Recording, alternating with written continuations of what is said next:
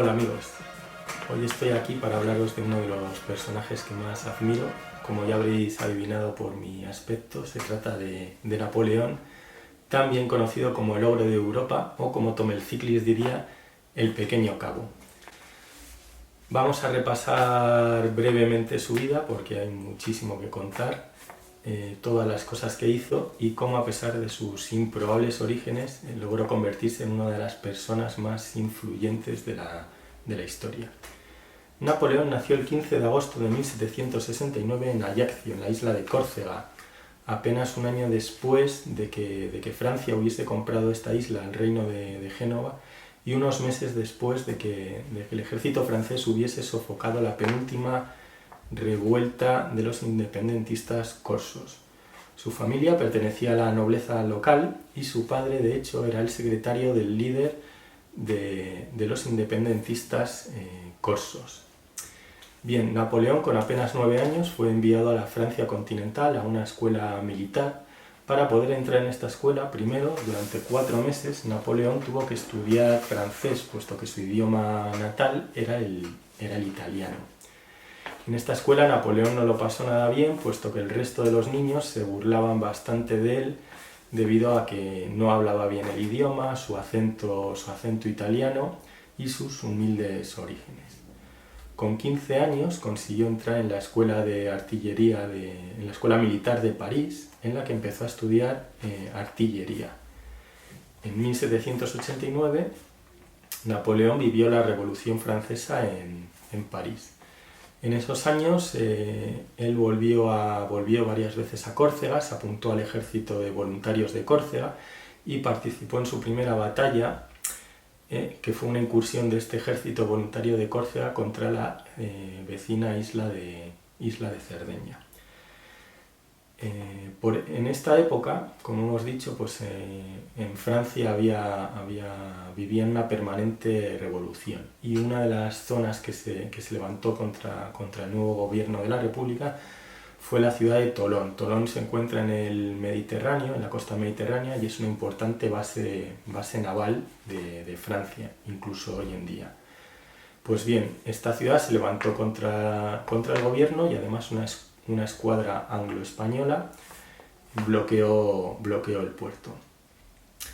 Bueno, pues aquí Napoleón ideó una táctica con la cual consiguió levantar el bloqueo y a pesar de tener un rango bajo dentro del ejército, logró imponer su táctica y se convirtió en un héroe y fue elevado al rango de general de brigada.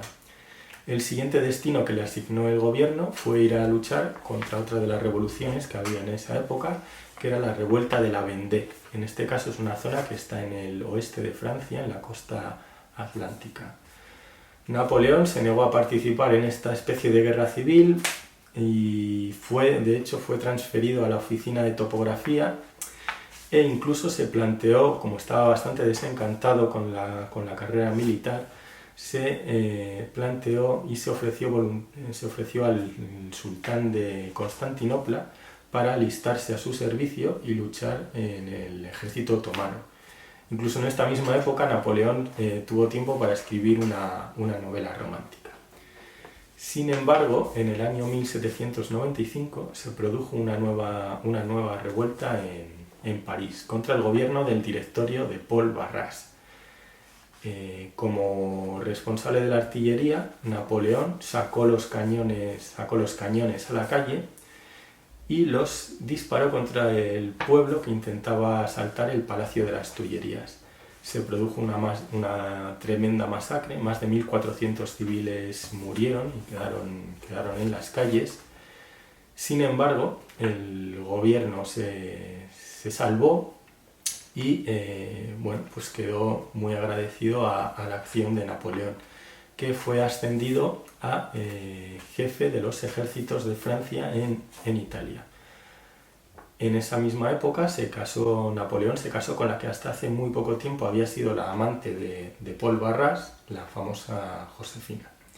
Bien, apenas 2 días después de casarse con Josefina, Napoleón se puso al mando de los ejércitos de Italia. Se trasladó al norte de Italia, donde Francia estaba luchando una guerra contra el ejército del Piemonte y el ejército austriaco.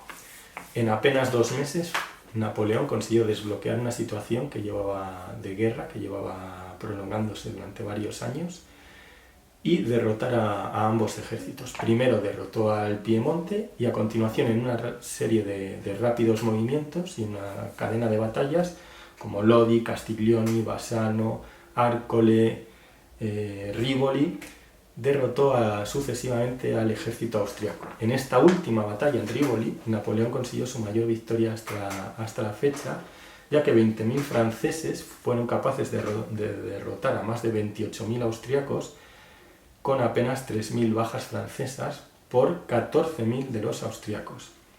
Así que en apenas unos días Napoleón convirtió a un ejército austriaco de más de 48.000 hombres en una desbandada de apenas 13.000 fugitivos. Los ejércitos franceses consiguieron avanzando y en 1797 entraron en Venecia. Venecia llevaba siendo una república independiente desde el tiempo del Imperio Romano prácticamente, y Napoleón puso fin a esa independencia. Venecia, que era una de las ciudades más ricas de la época, fue saqueada totalmente e incluso los franceses se llevaron los caballos de San Marcos, que a su vez los venecianos habían saqueado durante la Cuarta Cruzada en el año 1205 a los bizantinos en Constantinopla. Bien, Napoleón continuó avanzando hacia Austria para derrotar completamente al ejército austriaco y puso dirección a Viena. A apenas 100 kilómetros de Viena, en Leoben, los austriacos, totalmente alarmados, decidieron rendirse y solicitar la paz. Se firmó un tratado, el Tratado de Leoben, por el cual Francia se hizo con todo el norte de Italia, a excepción de Venecia, que la conservaron los austriacos, y también se hizo con el Reino de Bélgica. Finalizadas las campañas militares, Napoleón se dedicó a organizar la nueva República Cisalpina, un estado vasallo de Francia.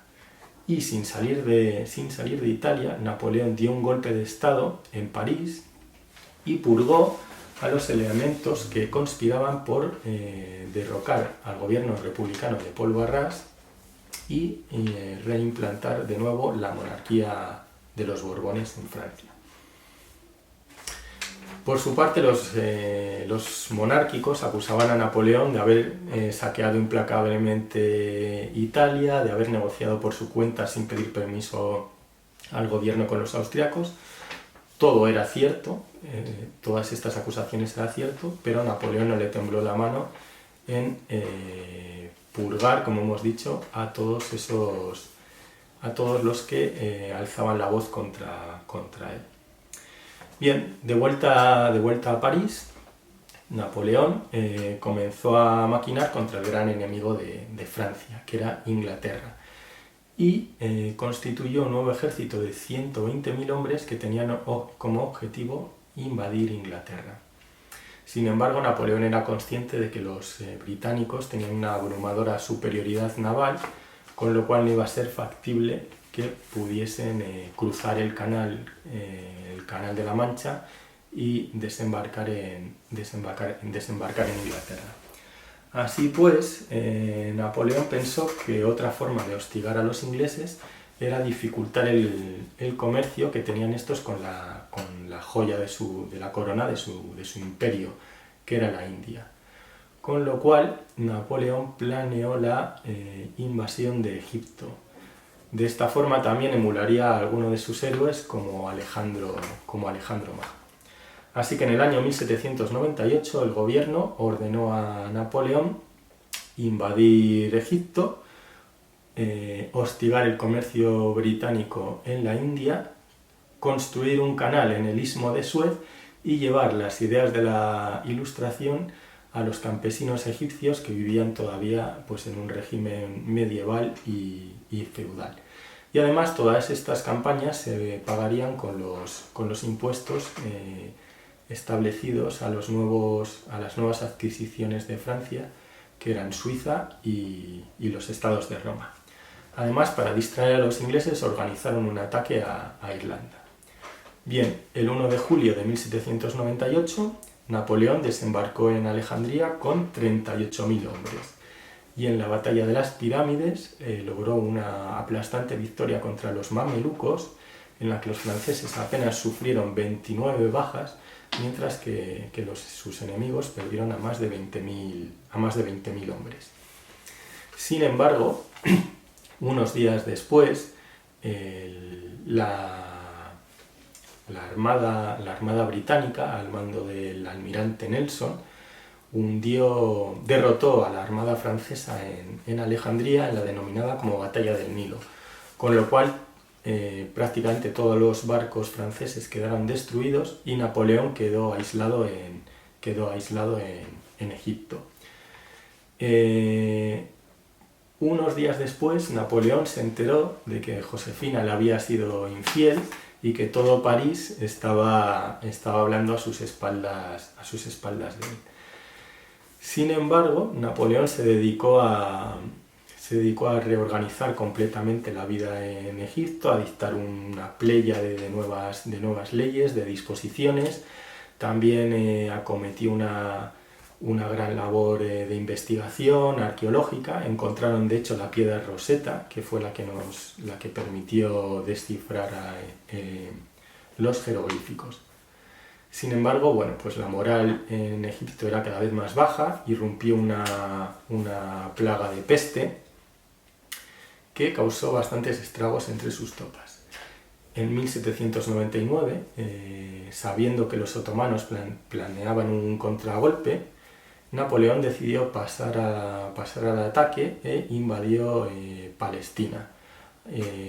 Los franceses entraron en Jerusalén, en Jaffa, en Tel Aviv. En Jaffa, por ejemplo, Napoleón ordenó el asesinato de más de 2.000 prisioneros a bayonetazos para ahorrar en balas. Aunque la campaña iba relativamente bien, Napoleón no estaba logrando la gloria que él ansiaba. Y en la Francia continental, pues los ejércitos franceses estaban sufriendo bastantes derrotas contra los ejércitos austriacos y los ejércitos ingleses. Con lo cual, en agosto, sin decírselo prácticamente a nadie, Napoleón embarcó y regresó a Francia, dejando abandonado a su ejército en Egipto, que tardaría otros 2 años en poder regresar a su tierra. Bien, Napoleón desembarca en Francia y sin hacer ningún tipo de cuarentena, recordemos que venía de Egipto, que estaba asolado por una plaga de peste, se dirigió rápidamente a París. Cuando llegó a París, la situación que se encontró pues, es un directorio que era muy impopular, un país que estaba prácticamente en bancarrota y además un gobierno que trató de juzgar a Napoleón por deserción por haber abandonado a sus tropas en Egipto.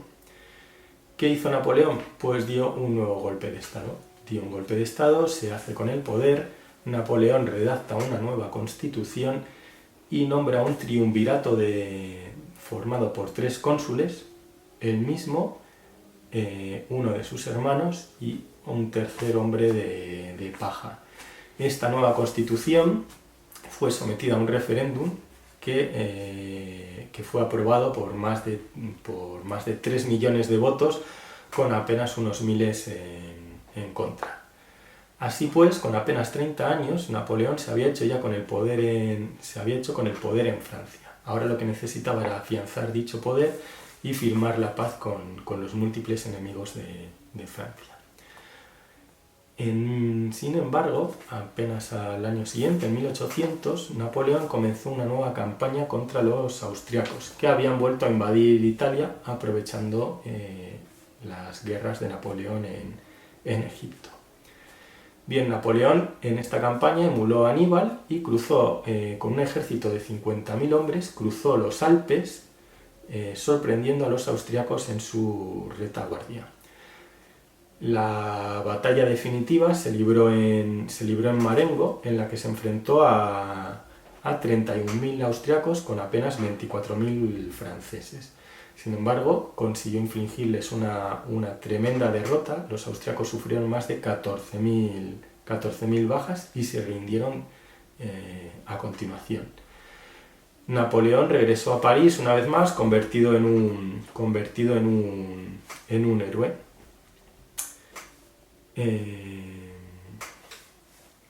Ese mismo año, en 1802, Napoleón decidió acabar con el triunvirato, redactó una nueva constitución en la que ya se nombró a él mismo como dictador único de Francia. De nuevo hizo un referéndum y esta nueva constitución fue aprobada con un 99% de los votos. Napoleón se nombró cónsul vitalicio y pues se convirtió de facto en un dictador, como hemos dicho. En el año 1803 decidió vender la Luisiana, un enorme territorio en lo que ahora es el centro de Estados Unidos, a la joven República estadounidense. Durante los siguientes años, Napoleón sufrió una serie de atentados, de intentos de apartarle del poder. A todos ellos Napoleón reaccionó con una extraordinaria mano dura y se cebó especialmente contra los Borbones, mandando asesinar a varios miembros de esta familia para evitar estas tentaciones de reinstaurar la monarquía borbónica en Francia. Además, se dedicó a reorganizar totalmente el gobierno de Francia, toda la administración, dictó muchísimas leyes nuevas, dictó un código civil nuevo, que era desde los tiempos de los romanos, no se había intentado hacer una tarea así. Adoptó, por ejemplo, también el sistema métrico, dictó nuevas leyes educativas, en fin, desarrolló una incesante labor para modernizar el país. Y viendo que había muchas conspiraciones en su contra, aún así, Napoleón decidió guardarse las espaldas y decidió que en caso de que le sucediese algo a él, pues su sucesor fuese un hijo suyo. Por lo tanto, en el año 1804 volvió a hacer un referéndum con otro 99% de aprobación y Napoleón se autonombró emperador de Francia en una famosa ceremonia que tuvo lugar en París, en la que asistió incluso el Papa y en la que él mismo se colocó la corona de emperador. Además, unos meses después, en otra fastuosa ceremonia que tuvo lugar en la Catedral de Milán, se nombró rey de Italia. Bien, pero a todo esto, Francia seguía teniendo un gran enemigo que era Inglaterra. Así que volvió a retomar sus planes de invadir Inglaterra. Bien, para ello necesitaba aliarse con la otra gran potencia marítima de la época, que era España, aunque desde luego ya su armada estaba en franca decadencia. El plan que idearon fue que una flota combinada hispano-francesa derrotaría a la escuadra inglesa en el Caribe, permitiendo que el ejército francés invadiese Inglaterra cruzando el Canal de la Mancha. Sin embargo, todos estos planes se vinieron abajo, ya que en la famosa batalla de Trafalgar, esta escuadra combinada hispano-francesa fue derrotada totalmente por el almirante Nelson. Así pues, una vez más quedó fracasado su plan de invadir Inglaterra y Napoleón volvió sus ojos de nuevo a la Europa continental, ya que todos los enemigos de Francia habían comenzado a movilizarse de nuevo contra ellos. En el año 1805 Napoleón organizó ya el que llamó la Gran Armée, un ejército de 350.000 hombres que se dirigió a derrotar una vez más a los austriacos. El ejército francés, con unos 200.000 hombres, cruzó el Rin en septiembre de 1805, pillando totalmente desprevenidos a los austriacos. Con una rápida maniobra de envolvimiento, sorprendieron a los austriacos en Ulm. Napoleón cruzó el Danubio y se presentó en la retaguardia del ejército enemigo, al que infligió una espectacular derrota, ya que logró capturar a más de 60.000 enemigos con únicamente unas 3.000 bajas francesas. Desde luego esta maniobra en Ulm fue una de sus maniobras más espectaculares. Napoleón continuó avanzando hasta ocupar Viena para enfrentarse a lo que quedaba de los restos del ejército del emperador del Sacro Imperio Romano y sus aliados, que eran el zar de Rusia, Alejandro I. Para forzar a sus enemigos a luchar, a presentar batalla, Napoleón dividió a su ejército en varias ramas, de modo que el enemigo pensase que se iba a enfrentar a un ejército bastante inferior en número. De este modo se desencadenó una nueva batalla en Austerlitz, en la que 72.000 franceses se enfrentaron a unos 85.000 aliados, los austriacos más los rusos. Napoleón logró en Austerlitz una de sus más brillantes victorias, y es una batalla que está considerada una obra maestra de la táctica militar. Los aliados fueron derrotados totalmente y sufrieron más de 36.000 bajas, mientras que los franceses apenas tuvieron 8.000. Napoleón había humillado al emperador y al zar de Rusia y había puesto prácticamente toda Europa a sus pies. Después de esta batalla, todo el norte de Italia, incluido Venecia, quedó bajo mandato de Francia, y creó además Napoleón una serie de estados vasallos desde Baviera hacia el norte de Alemania. Creó toda una serie de estados vasallos de Francia. Esto supuso el final del Sacro Imperio Germánico, que venía existiendo desde el año 800, desde el siglo IX, desde los tiempos de Carlomagno y también mi admirado Carlos Martel. El único estado germano que quedó independiente era la orgullosa Prusia, con capital en Berlín. En el año 1806, Napoleón conquistó el reino de Nápoles y nombró a su hermano rey de Nápoles. Y a su hermano Luis también lo nombró rey de Holanda. Bueno, los prusianos se sentían profundamente humillados al haber perdido su influencia en la mayor parte del mundo germánico, y decidieron declarar la guerra a Francia. El ejército prusiano tenía fama de ser invencible, era temido en toda Europa y se pensaba que era el más disciplinado y que sus tácticas estaban por encima de las de cualquier otro ejército.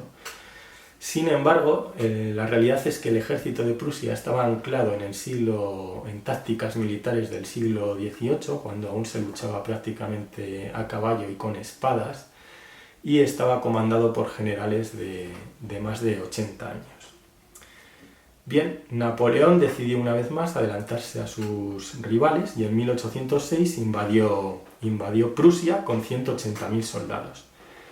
En la batalla de Jena y Auerstadt se enfrentó a los prusianos y los derrotó totalmente. 67.000 franceses vencieron a 113.000 prusianos, que sufrieron 38.000 bajas por apenas 12.000 de los franceses. Días después, Napoleón se paseó triunfal por las calles de Berlín. En la persecución que se desató los siguientes días, los franceses lograron capturar a más de 140.000 prusianos. Así pues, en apenas un mes de campaña, Napoleón había derrotado a uno de los ejércitos más poderosos de Europa y que se suponía que era invencible. Sin embargo, los orgullosos prusianos no se rindieron totalmente, puesto que aún les quedaba un enemigo, o sea, un aliado, que era Rusia. Por aquella época, Napoleón seguía empeñado, evidentemente, en fastidiar a los ingleses como fuese. Y visto que no les podía, o que no se veía capaz de invadirles con una fuerza militar, Napoleón decidió ahogarles comercialmente. Para ello impuso un embargo comercial a Inglaterra que se llamó el sistema continental. Este sistema se basaba en que ninguna nación de Europa podía comerciar con Inglaterra. Esta era una medida tremendamente impopular. Inglaterra por aquella época dominaba el comercio mundial e incluso los mercaderes franceses trataban de saltarse este bloqueo como podían. Bien, uno de los países que no se atenía a las normas de este sistema era Rusia. Así pues, Napoleón decidió atacar a Rusia y para ello invadió Polonia. Así pues, en pleno invierno polaco, en febrero, los franceses entraron en Polonia y libraron la sangrienta batalla de Eylau contra los rusos. Esta batalla se libró entre 75.000 franceses contra otros tantos rusos y lo que quedaba del ejército prusiano. La batalla fue un sangriento duelo a cañonazos en la que los franceses sufrieron más de 25.000 bajas, mientras que los rusos sufrieron unas 15.000. Sin embargo, estos huyeron y Napoleón se atribuyó la victoria. Sin embargo, tuvo que poner en marcha una tremenda campaña de propaganda para evitar que la magnitud de las pérdidas francesas fuese conocida por la opinión pública.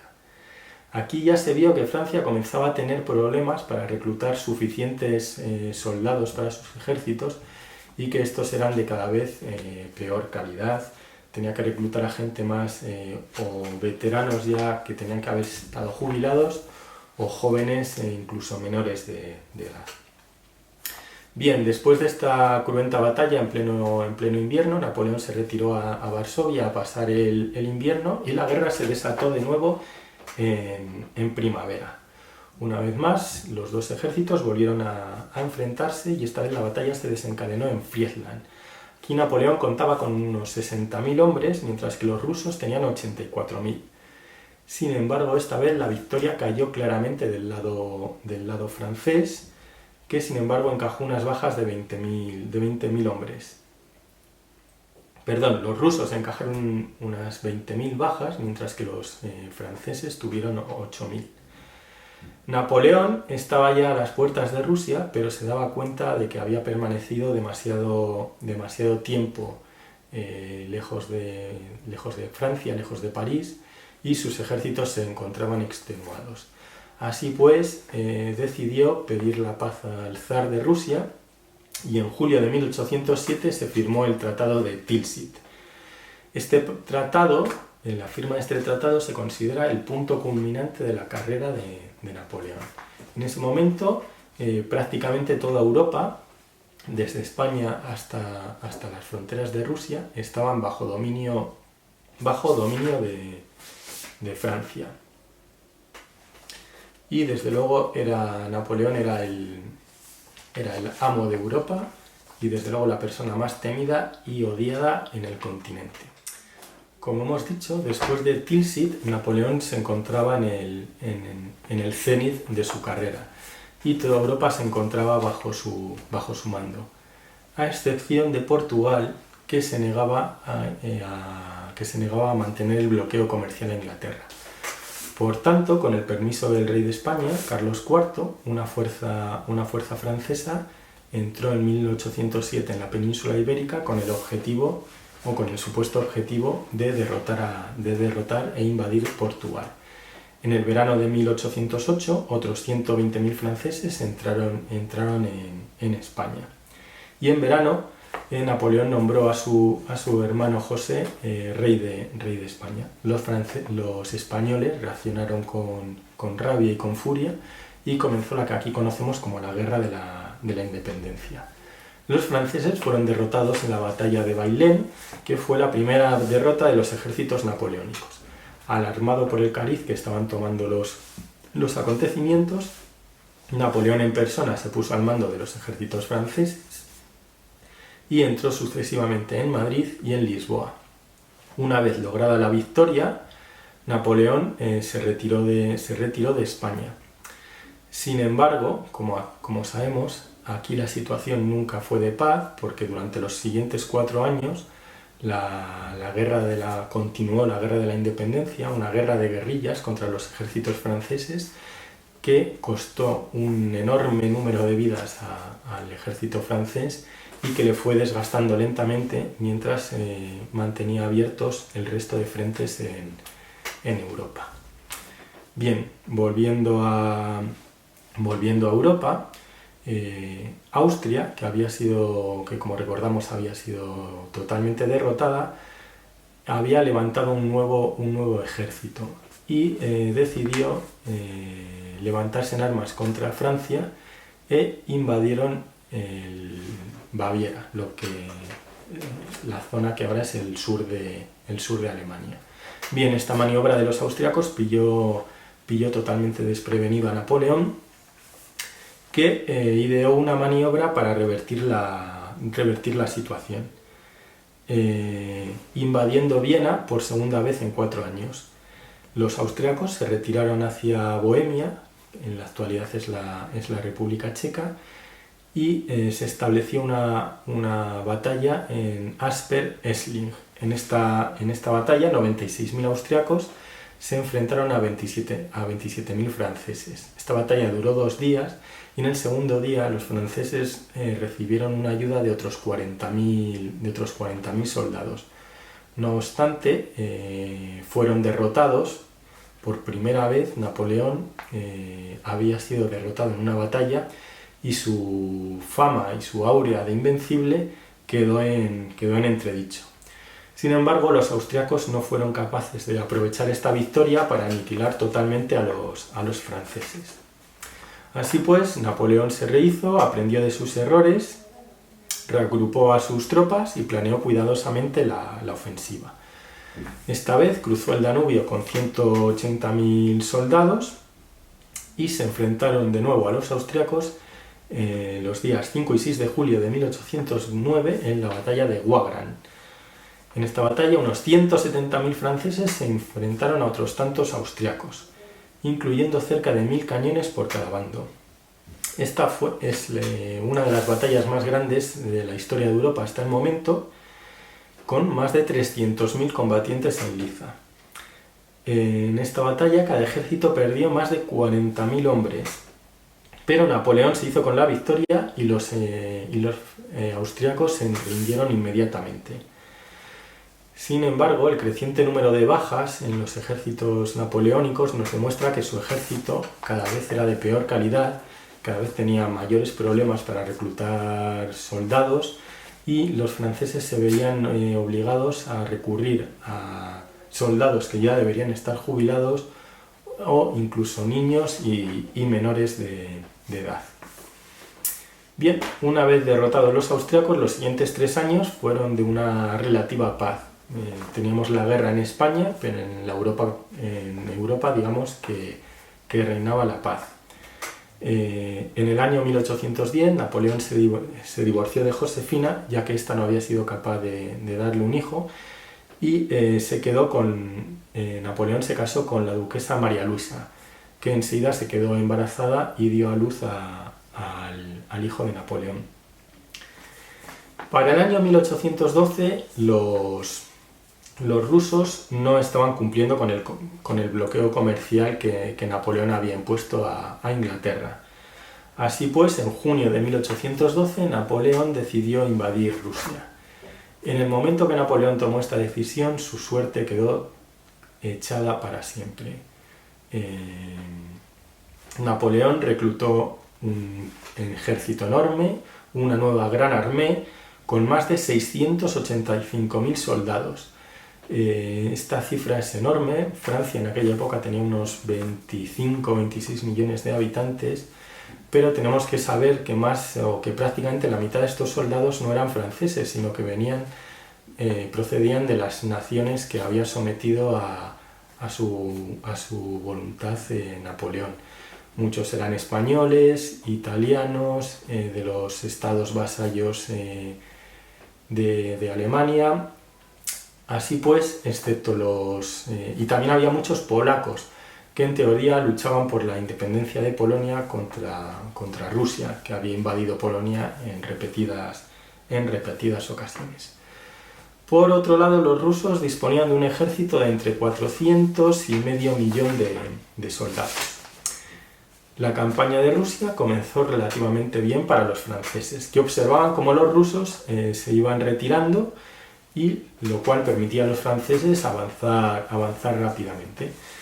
Sin embargo, en esta retirada, Napoleón, en esta retirada constante, mientras continuaba avanzando hacia el interior de Rusia, Napoleón no conseguía establecer una batalla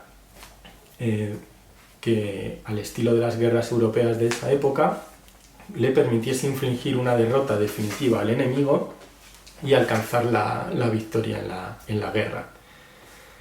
Esto fue así hasta el 7 de septiembre de 1812, en la que se produjo finalmente la batalla de Borodino, en las cercanías ya de Moscú.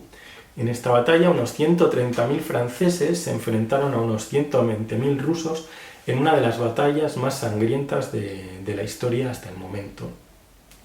Al final del día había más de 90.000 cuerpos sobre el campo de batalla. Pero Napoleón se hizo con la victoria y consiguió avanzar y entrar en Moscú. Napoleón se encontraba a más de 2.000 kilómetros de París y por entonces su ejército se había reducido ya a apenas unos 100.000 hombres. Los rusos habían evacuado la ciudad, todo el mundo se había ido, se habían llevado toda la comida, todo lo que habían conseguido, y Napoleón se aposentó en el Kremlin con la esperanza de que el zar se aviniese a firmar la paz con Francia. Sin embargo, los rusos no se habían rendido y el zar se encontraba muy lejos de Moscú, puesto que por aquella época realmente la capital estaba en San Petersburgo, a cientos de kilómetros y mucho más al norte. Durante los días 15 al 17 de septiembre se desató un tremendo incendio en Moscú y prácticamente toda la ciudad quedó arrasada.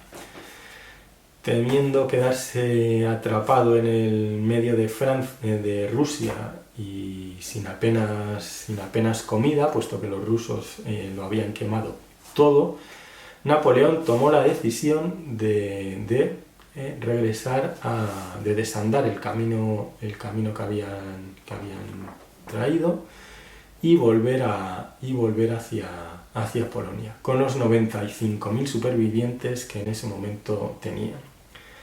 Así pues, el 19 de octubre, apenas 35 días después de haber entrado en Moscú, Napoleón abandonó esta ciudad a la cabeza de lo que quedaba de su ejército. El invierno ruso ya estaba en pleno apogeo, la nieve llegaba hasta las rodillas y comenzó una tremenda ruta mortífera para los ejércitos napoleónicos.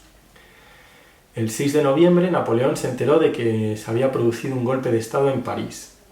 En la noche del 8 al 9 de noviembre, una tremenda helada produjo la muerte de más de 10.000 de sus soldados debido a las bajas temperaturas que se alcanzaron. Entre el 26 y el 29 de noviembre se produjo la batalla del río Berecina, uno de los mayores desastres en la historia de Francia. Unos 45.000 soldados supervivientes del ejército francés, más otros 40.000 personas, una mezcla de civiles, heridos y soldados incapaces de luchar, se enfrentaron a unos 64.000 rusos. Para desgracia de los franceses, y a pesar de las bajas temperaturas, el río no estaba congelado, y para cruzarlo los franceses se vieron obligados a construir un puente a la vez que luchaban contra los rusos. En esta batalla, a orillas de este río, los franceses perdieron a más de 40.000 soldados, sufriendo, pues como he dicho, una de las mayores catástrofes en la historia militar de Francia.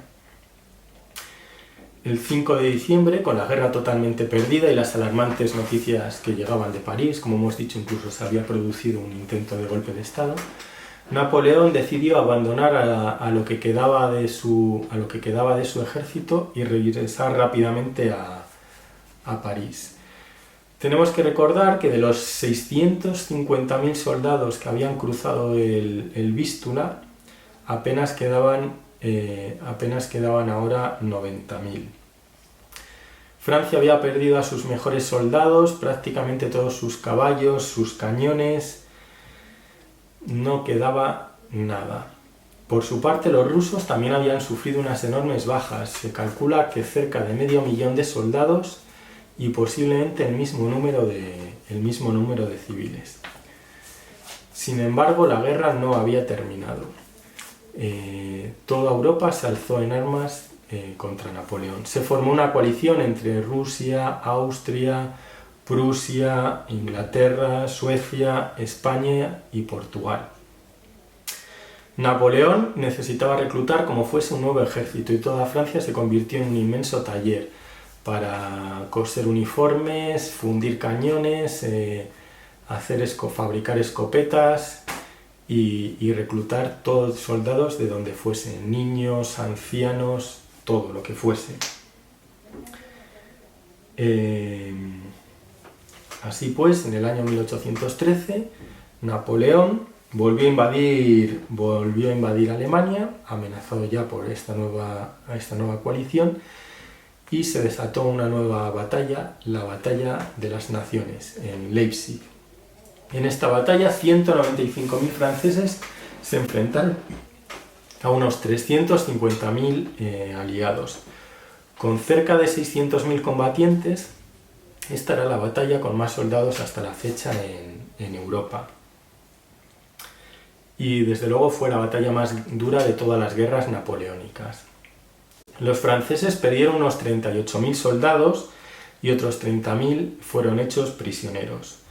Los aliados, por su parte, perdieron más de 54.000 hombres, sin embargo se hicieron con la victoria.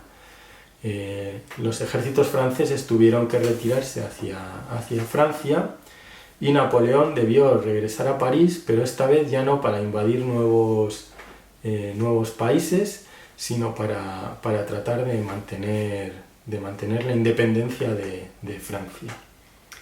Napoleón disponía de menos de 100.000 soldados, mientras que sus enemigos contaban con cerca de 500.000 de soldados y avanzaban hacia París. El 31 de marzo los aliados entraron en París. El 4 de abril Napoleón fue obligado a abdicar y el 12 de abril trató de suicidarse tomando una bolsita de hierbas venenosas, una mezcla de venenos que siempre llevaba consigo desde la campaña de Rusia. Sin embargo, como habían pasado 2 años desde que le habían hecho esta mezcla, pues no funcionó y Napoleón de hecho se recuperó. Bien, después de este intento de suicidio, los aliados decidieron desterrar a Napoleón a la pequeña isla de Elba, frente a las costas en el Mediterráneo, frente a las costas de Italia, aunque en muestra del gran respeto y temor que le tenían, conservó su título de emperador e incluso una renta vitalicia para poder mantenerse en esta isla. Francia estaba totalmente derrotada, totalmente arruinada, había perdido todas las posesiones con las que se había hecho durante los años de las guerras napoleónicas y había vuelto a las fronteras de 1792. Durante los 10 meses que se pasó en la isla de Elba, Napoleón se dedicó a reorganizar la vida en la isla, dictando nuevas leyes, creando un pequeño ejército, una pequeña armada. Mientras tanto, los aliados seguían discutiendo qué hacer con Francia e incluso estaban tratando de reinstaurar a los Borbones en el trono de Francia. Napoleón sabía que había un gran descontento por estas medidas en Francia. Así pues, el 26 de febrero de 1815, Napoleón huyó de la isla de Elba y desembarcó en suelo francés, cogiendo por sorpresa a toda Europa. Comenzó el periodo que conocemos como los 100 días, que es el canto del cisne de Napoleón. Bien, el 19 de marzo los Borbones huyeron de París y al día siguiente Napoleón entró de nuevo en el Palacio de las Tullerías, aclamado como el héroe de Francia. Para junio Napoleón ya había conseguido levantar un nuevo ejército de unos 200.000 soldados, pero los aliados, Inglaterra, Austria, Prusia y Rusia, movilizaron hasta 1 millón de soldados para acabar de una vez por todas con Napoleón. Bien, Napoleón, fiel a sus ideales, tomó la iniciativa y el 18 de junio de 1815 decidió invadir Bélgica.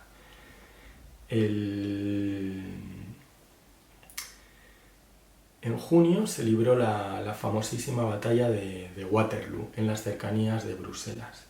En esta batalla, unos 72.000 franceses se enfrentaron a 68.000 tropas aliadas al mando del duque de Wellington, que además tuvo el refuerzo de unos 50.000 prusianos.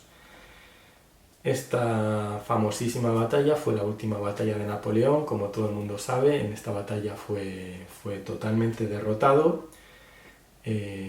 Napoleón una vez más tuvo que huir, regresar a París. El 21 de junio se produjo un nuevo golpe de estado contra Napoleón. El 22 de junio Napoleón tuvo que abdicar por segunda vez. El 3 de julio Napoleón se dirigió hacia la costa de Francia, hacia la costa atlántica, y su plan era coger un barco para ir hasta Estados Unidos y establecerse allí, autoexiliarse allí en Estados Unidos. Sin embargo, los ingleses fueron más rápidos, le apresaron y esta vez no cometieron el mismo error. Esta vez le trasladaron a la isla de Santa Elena, que está en el medio del Atlántico Sur, a unos 1.900 kilómetros de la costa más cercana. El 5 de mayo de 1821, Napoleón, con 52 años, murió en el exilio en la isla de Santa Elena, pero hasta 1840 su cuerpo no regresó a Francia, y desde 1861 descansa en una tumba, en un magnífico sarcófago en Los Inválidos de París. Y bueno, hasta aquí ha llegado mi historia de Napoleón. Como esto me ha pillado un poco aquí en el confinamiento, de improviso, pues no tengo mucha bibliografía que enseñaros, pero bueno, aquí tengo algo de lo que me he basado para haceros este breve resumen. Tengo por aquí las campañas de Napoleón, mi libro de cabecera sobre Napoleón, en la que se narran, se cuenta toda su vida, pero sobre todo en lo que se entra en profundidad es en todas las batallas y en sus brillantes tácticas militares. Por tanto, no es una biografía como tal, sino más bien es un manual, pues como he dicho, sobre cómo dirigía él a sus ejércitos, y una descripción pormenorizada de todas sus batallas. De todas formas, os lo recomiendo. Un libro a mí me encanta. Para su campaña de Rusia tengo aquí el libro de Clausewitz, la campaña de 1812 en Rusia.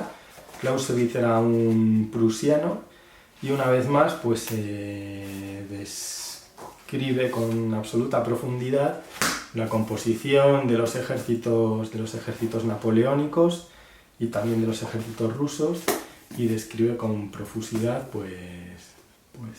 toda esta campaña. Y sobre la batalla de Waterloo pues hay escritos innumerables libros, pero yo tengo aquí este, en el que nos narra, pues ya no hora a hora, es casi minuto a minuto el desarrollo de toda la batalla de Waterloo, que es sin duda la batalla más famosa de la historia. Bien, pues con esto doy por terminado este vídeo, espero que os haya gustado y que aprendáis un poco más sobre mi admirado Napoleón. Personaje con muchas luces y sombras, pero desde luego un genio. Hasta luego.